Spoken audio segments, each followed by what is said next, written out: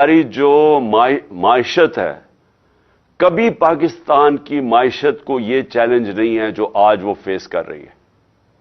हमारे मुल्क जो छोड़े कि पाकिस्तान के लोग क्या कह रहे हैं, पाकिस्तान के लोग जो बिजनेस कम्युनिटी वो क्या कह रही है, किसान क्या कह रहा है, बिजनेसेस, मजदूर, कोई भी तबका ले ले वो आज क्या कह रहा है, वो सब आज खौफजदा है। ये हमारे लिए सबसे तशवीशनाक जो फिगर है कि 7.5 लाख पाकिस्तानी मुल्क छोड़ के चले गए हैं पिछले 7-8 महीने में। और ये पिछले सालों के मुकाबले में ये एक कुछ 7 गुना ज्यादा बड़ी फिगर है कि पहले कितने लोग जाते थे और अब कितने जा रहे हैं। यानी मुल्क में लोग मायूस हो चुके हैं, होप चला गया है।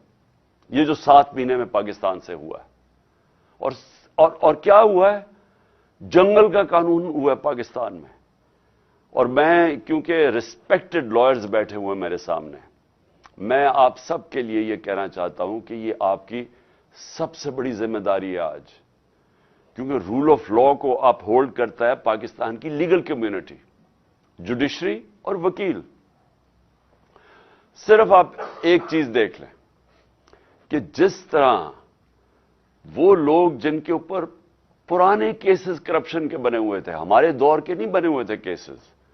हमारे दौर में तो सिर्फ एक टीटी केस था शहबाज शरीफ के ऊपर और एक एफआईए में जो इसने नौकरों के नाम पे इनको और इनके बच्चों ने 16 अरब रुपए के नौकरों के नाम पे पैसे लिए थे और वो फिर हजम कर लिए थे। और वो जो टीटी का केस है कि जिधर ये पैसे जमा करते थे और मॉडल टाउन से फिर पुलिस एस्कॉर्ट में वो गाड़ी को लाए, वो हवाला हुंडी पहुंचाया जाता था, उधर से पैसे बाहर भेज दिए जाते थे। और जब बाहर से मंगवाते थे तो ये वो लोग कभी चीनी वाला तो कोई पापड़ वाला और इस तरह के लोगों के नाम पे पैसे वापस लेके आए। और वो जब जरूरत पड़े बाकी पैसा बाहर रख दूंगा। जिनको आज एनओरो मिल गया और आपकी सबके सामने, कभी भी ऐसा नहीं हुआ कि एक मार्च के अंदर पाकिस्तान की इकोनॉमिक सर्वे की फिगर्स पढ़ लें कि हर तरह इकोनॉमिक ग्रोथ पाकिस्तान की 6%, रिकॉर्ड हमारी एक्सपोर्ट्स थी, रिकॉर्ड टैक्स कलेक्शन थी, रिकॉर्ड रेमिटेंसेस थी, 4 फसलें रिकॉर्ड थी, किसान खुशहाल था, सर्विस सेक्टर आगे जा रहा था। मार्च से आज देखें पाकिस्तान का हाल क्या है। और ये जो 7.5 लाख लोग मुल्क छोड़ के जा रहे हैं, हमारा नौजवान डायनामिक हमारा सेक्टर, ये सोचें कि कितनी मायूसी आज पाकिस्तान में है कि जो इस मुल्क के साथ हुआ 7 महीने के अंदर। तो मैं इसलिए आखिर में फिर से आपको अपील करता हूं कि आपके ऊपर बहुत बड़ी जिम्मेदारी है। ये जो आने वाले दिन है, इस मुल्क को आपकी जरूरत है। आपको हर तरह का प्रेशर डालना चाहिए कि there are no holy cows.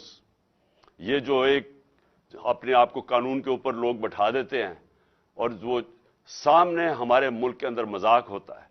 ये जो इलेक्शन कमीशन कर रही है, इतना ब्लेटेंटली एक बायस कर रही है सबके सामने। 8 दफा इन्होंने हमारी पार्टी के खिलाफ फैसले दिए हैं, 8 दफा हम अदालत गए और 8 दफा अदालत ने ओवरटर्न किए फैसले क्योंकि हमारे खिलाफ दिए हैं। तो ये जो सारा एक पूरा क्लीक बना हुआ है, माफिया बना हुआ है इस मुल्क को, सिर्फ इनका मकसद रूल ऑफ लॉ खत्म करना है। इसलिए कि जब तक रूल ऑफ लॉ है तो तब तक इनके सामने रुकावटें हैं। रूल ऑफ लॉ खत्म हुआ तो ये और इनके बच्चे इस मुल्क के ऊपर हावी हो जाएंगे। और ये आपके ऊपर जिम्मेदारी है। मैं इंशाअल्लाह, मेरी तो कमिटमेंट है, जब तक मैं जिंदा हूं मैं इनका मुकाबला करूंगा और रूल ऑफ लॉ के लिए लड़ूंगा। लेकिन मैं फिर से ये चाहता हूं कि हमारी जो लीगल कम्युनिटी है इसकी बहुत बड़ी जिम्मेदारी है। और मैं उम्मीद रखता हूं कि आप अब इस मुल्क को बचाने के लिए, क्योंकि मैं एक्चुअली बिलीव करता हूं कि अगर हमने रूल ऑफ लॉ के लिए ना लड़े तो जनरल बाजवा पीछे बैठे हुए थे, वो फैसला करते थे कि कौन सी नैब ने किसके ऊपर कब कितना दबाना है, फिर कब छोड़ देना है, कब अंदर उसको डालना है। शहबाज शरीफ का ओपन एंड शट केसेस थे, उसका केस ही नहीं लगता था। हम बिल्कुल बेबस थे, प्राइम मिनिस्टर बेबस बैठा था। कानून मुल्क के बदले गए। असेंबली ने, नेशनल असेंबली ने पहले तो एक رجیم چینج کروائی گئی ایک سازش کے تحت, اوپن مارکیٹ کے اندر منڈی لگی, الیکشن نہیں آکشن کی وجہ سے ایک آکشن ہوئی جس کے اندر لائلٹیز بدلی گئی, ہارس ٹریڈنگ ہوئی, گورنمنٹ گرائی گئی, اور اس کے بعد پہلا کام انہوں نے یہ کیا, اپنے کرپشن کے کیسز ختم کیے, اور پھر قانون ایسے بنائے گئے کہ ایک ایک بچا جو ان کے بڑے کرپشن کے سٹالورٹس تھے وہ بچ گئے سارے, اور سارے آپ دیکھ رہے ہیں کہ باری باری ساروں کی کرپشن کیسز ختم ہو رہے ہیں. تو یہ تو کسی دنیا کے ملک میں میں نے ایسا نہیں دیکھا. یہ تو میں شاید بنانا ریپبلکس میں بھی ایسا نہ ہوتا. یہ تو کوئی مغربی جمہوریت کے اندر کوئی تصور بھی نہیں کر سکتا کہ پبلک کے پیسے چوری کرنے والوں کو پہلے آپ ایک سازش کے تحت ملک کے اوپر مسلط کریں, ان کے کیسز نہ ہونے دیں. یہ بھی میں کہوں ہمارے دور میں پوری کوشش کرتا رہا, میں نے پوری کوشش کی کہ ان کے پورے کیسز میچور تھے. نیب کے اندر سے ہمیں کہتے تھے کیسز میچور ہیں, لیکن پیچھے سے ہمیں اجازت نہیں ہے. اب پیچھے سے اجازت کون نہیں دے رہا تھا؟ جنرل باجوہ صاحب. جنرل باجوہ پیچھے بیٹھے ہوئے تھے, وہ فیصلہ کرتے تھے کہ کون سی نیب نے کس کے اوپر کب کتنا دبانا ہے, پھر کب چھوڑ دینا ہے, کب اندر اس کو ڈالنا ہے. شہباز شریف کا اوپن اینڈ شٹ کیسز تھے, اس کا کیس ہی نہیں لگتا تھا. ہم بالکل بے بس تھے, پرائم منسٹر بے بس بیٹھا تھا. اور یہ کیا شو کرتا ہے کہ یہاں ملک کے اندر جو قانون کی حکمرانی ہے وہ نہیں ہے, طاقت کی حکمرانی ہے.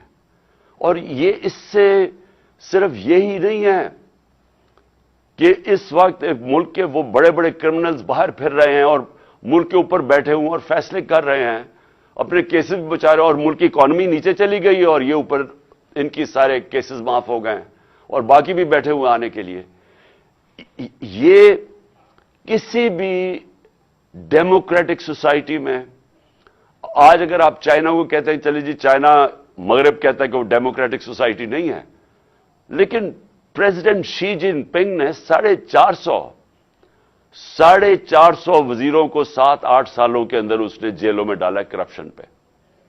تو اگر یہ اتنا بڑا ایشو نہیں تھا تو کیوں وہ جو بھی ملک آگے بڑھ رہا ہے وہ کیوں اتنا کرپشن کے اوپر کیوں اتنی وہ زور لگاتے ہیں کہ طاقتور کرپٹ لوگوں کو قانون کے نیچے لے کے آئیں؟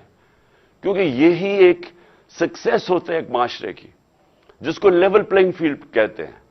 کیوں ہمارے پاکستان کے یہاں سے, میں نے اپنے ساتھ, میں جب پہلی دفعہ برطانیہ گیا